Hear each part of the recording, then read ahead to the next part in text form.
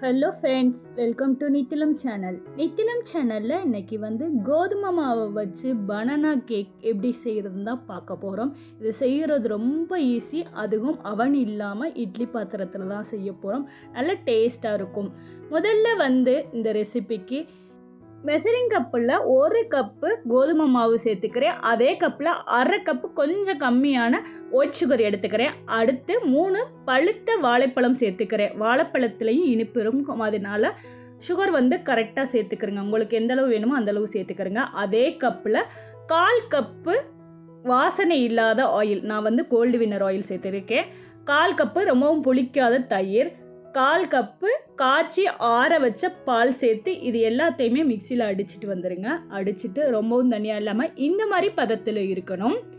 பண்ண மாவை ஒரு மிக்சிங் பவுலில் சேர்த்ததுக்கப்புறம் 1 spoon baking powder, 1/2 teaspoon baking soda சேர்த்துக்கிறேன். கொஞ்சமாக தண்ணி சேர்த்துக்கிறேன். 1 ஸ்பூன் அளவுக்கு தண்ணி சேர்த்துட்டு விஸ்க் இருந்தால் யூஸ் பண்ணிக்கிறேங்க. இல்லைன்னா ஸ்பூன் வச்சு ஒரே பக்கமாக மிக்ஸ் பண்ணி மாவு இந்த மாதிரி பதத்தில் இருக்கணும். அடுத்து கேக் ரெடி பண்ண ஒரு பாத்திரம் எடுத்திருக்கேன். சில்வர் பாத்திரம் வேணாலும் எடுத்துக்கலாம்.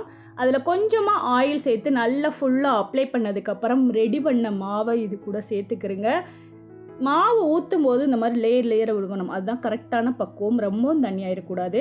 இதை வேக வச்சுக்கலாம். இட்லி பாத்திரத்தில் தண்ணி சேர்த்து நல்லா கொதிச்சதுக்கப்புறம் இந்த மாதிரி திருப்பி விட்டுட்டு அது மேலே சேர்த்து மூடி வச்சுருங்க. ஒரு 5 நிமிஷம் வேகட்டும். அதுக்கப்புறம் நம்ம பாதாம், முந்திரி இதுக சேர்த்துக்கலாம். உங்களுக்கு எது தேவையோ அதை சேர்த்துக்கிறேங்க. இந்த மாதிரி முதல்ல சேர்த்தோம்னா உள்ளே போயிடும் வேகும்போது. இந்த மாதிரி கொஞ்சம் வெந்ததுக்கப்புறம் சேர்த்தோன்னா மேலேயே அழகாக சூப்பராக இருக்கும். திரும்பவும் ஒரு 20 நிமிஷம் வேக விடுங்க. இப்போ பாருங்கள், வெந்துருச்சு.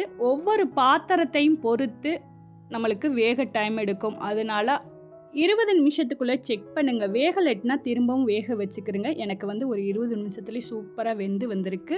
இட்லி பாத்திரத்துலேருந்து எடுத்ததுக்கப்புறம் நல்லா வெந்ததுக்கப்புறம் எடுத்துட்டு அது நல்லா ஆற விட்டுருங்க. ஆறினதுக்கப்புறம் இந்த மாதிரி கத்தியை வச்சு ஓரங்களில் எடுத்ததுக்கப்புறம் ஒரு பிளேட்டில் மாற்றினோம்னா சூப்பராக ஒட்டாமல் வரும் பாருங்கள். பார்க்கவே சூப்பராக இருக்குது பாருங்கள்.